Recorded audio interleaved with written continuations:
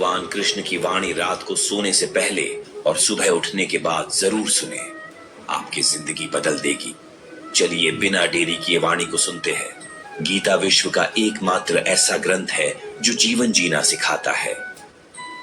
श्रीमद् भागवत हमें प्रेम सिखाती है और शांति प्रेम में ही निहित होती है। यदि आपके जीवन में प्रेम है तो ही आपके जीवन में शांति है। यदि आपके जीवन में प्रेम नहीं है तो शांति भी नहीं है। प्रेम चाहे भौतिक जगत का हो या ईश्वरीय प्रेम हो। दुर्योधन के जीवन में सब कुछ था लेकिन प्रेम नहीं था। उसके मन में तो अहंकार, ईर्ष्या और द्वेष था जिसके मन में ये घर कर जाते हैं। उसका पतन निश्चित रूप से तय है। जो स्वार्थ की मनोदशा से किसी से प्रेम करते हैं, गीता के अनुसार ऐसे प्रेम को सच्चा नहीं माना जा सकता है। भगवान और भक्त के बीच में अंतर भगवान ने तो नहीं बनाया। भक्त और भगवान के बीच के अंतर को खत्म करने के लिए ही गोविंद ने गीता का ज्ञान दिया। कलयुग में मनुष्य ने गीता से दूरी बनाकर अपने आप को गोविंद से दूर कर लिया। सततं कीर्तयन्तो मां यतन्तश्च दृढ़व्रता नमस्यन्तश्च मां भक्तया नित्य युक्ता उपास्ते। अर्थ है कि मेरे प्रति दृढ़ निश्चयी संकल्पित जो भक्त लगातार मेरा नाम लेते हुए कीर्तन आदि के माध्यम से मेरे गुणों का गायन करते हैं एवं मुझे प्राप्त करने के लिए प्रयास करते, मुझको बार बार नमस्कार करते हुए हमेशा मेरे ध्यान में मग्न होकर प्रेम से मेरी आराधना करते हैं। पत्रम पुष्पम फलं तोय यो में भक्त्या प्रयच्छति तदहम भक्त्युपहृतमश्नामि प्रयतात्मन।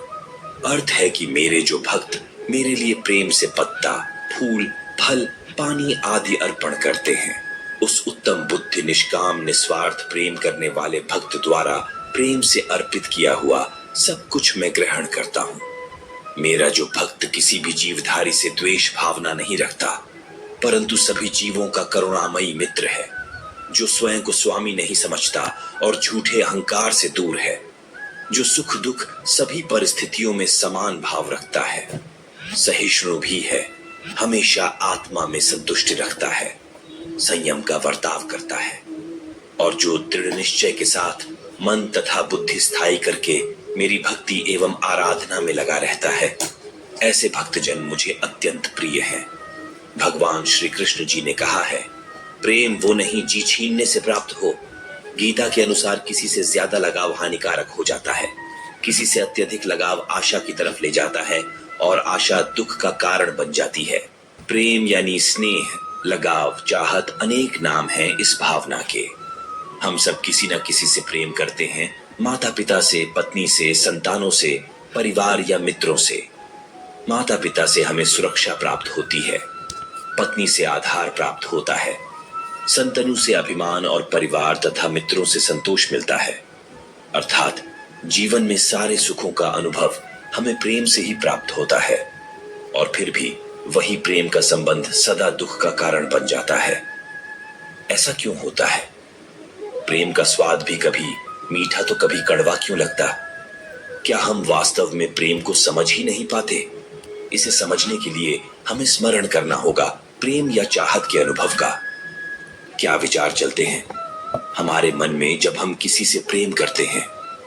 जब गहरे प्रेम का अनुभव होता है तो हम सोचते हैं कि उस व्यक्ति को हम सारा सुख दे दे, सब कुछ दे जो हमारे पास है।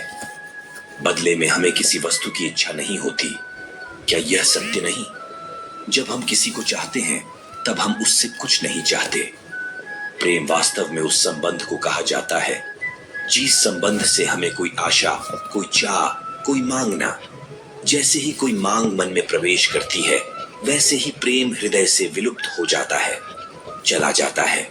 जैसे रोग के कारण जीव मैली हो जाती है और मीठा फल कड़वा लगता है। आशा, इच्छा, चाह या मांग, इन सब के कारण मन को मैला कर देते हैं और मीठा प्रतीत होने वाला प्रेम भी कड़वा बन जाता है। अर्थात प्रेम उस संबंध का नाम है जिसमें कोई मांग नहीं। प्रेम की बात करते ही साथ विचार आता है घृणा का। घृणा का अनुभव किसने नहीं किया? किसी व्यक्ति का नाम सुनते ही मन में कड़वाहट आ जाए, हमारे अंतर में इच्छा जागे कि उस व्यक्ति का सर्वनाश हो, वही तो घृणा है।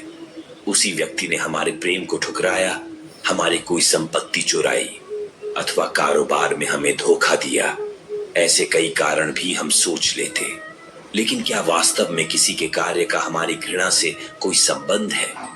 विचार कीजिए, एक धर्म के मानने वालों को दूसरे धर्म के मानने वालों के प्रति घृणा होती है। वहां तो किसी ने दूसरे को सीधा नुकसान नहीं पहुंचाया। हमारे मन में किसी के लिए घृणा क्यों जन्म लेती है? क्या इसका संबंध किसी के कार्य से है या सिर्फ हमारे मन से? विश्व के सारे धर्म तो प्रेम और शांति का संदेश देते हैं। वास्तव में जब कोई प्रेम संबंध तोड़ता है तो हमें डर लगता है कि हम जी नहीं पाएंगे। हम सभी जानते हैं भगवान श्री कृष्ण और राधा के प्रेम के बारे में। उनके बीच में अटूट प्रेम था और उन्होंने इस धरती पर प्रेम का सही अर्थ बताया था। गीता में श्री कृष्ण ने कहा है, प्रेम का अर्थ किसी को पाना नहीं किंतु उसमें खो जाना है। श्री कृष्ण कहते हैं कि हमें प्रेम में त्याग करना पड़ता है। प्रेम वो होता है जिसमें दूर रहने के बाद भी हर पल दिल में उसी इंसान का नाम हो। प्रेमी का सबसे बड़ा सहारा उसका प्रेम ही होता है। पाने और खोने का उपक्रम व्यापारी का होता है, पुजारी का नहीं। जिस प्रेम में प्रमाण देना पड़े वह प्रेम नहीं है। प्रेम को प्रमाण की नहीं समझने की जरूरत होती है।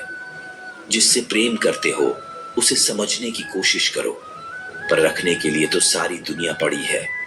प्रेम अगर सच्चा होगा तो वो आपकी परीक्षा नहीं प्रतीक्षा करेगा।